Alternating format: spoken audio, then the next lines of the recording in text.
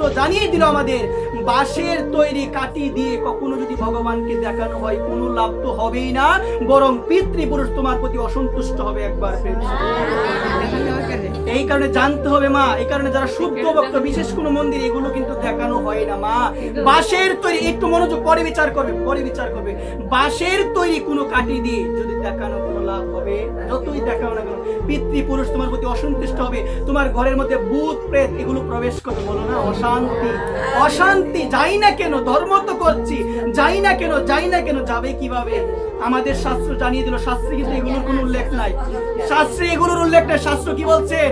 শাস্ত্র বলছে ধূপবাতি বা কি দিতে হবে, প্রদীপ ভগবানকে দেখাতে হবে। আর যদি এই বাঁশের তৈরি, এগুলো তো শ্মশানেও লাগে না, এগুলো শ্মশানে কাঠ দিতে হয়, শ্মশানে কিন্তু এগুলো লাগে না, শ্মশানে কিন্তু বাঁশ দিয়ে হয় না। আর তুমি তোমার ঘরের মধ্যে কিভাবে একটা বাঁশকে পুড়িয়ে ভগবানকে দেখাচ্ছ? শাস্ত্র জানিয়ে দিল পিতৃপুরুষ তোমার প্রতি অসন্তুষ্ট হবে, তোমার ঘরের মধ্যে ভূত প্রেত প্রবেশ করবে। একবার আমি মায়েদের রাতুল রাঙ্গা শ্রী চরণ কমলে আমি অনুরোধ করে বলছি, কথার প্রতি একটু ধ্যান দিও। যারা পারেন এটা ত্যাগ করবে, আর যারা পারেন না করেন, যার যার বিষয়, এটার প্রতি আমি যাবো না, কিন্তু কথাটা বুঝতে হবে, কথাটা মানতে হবে।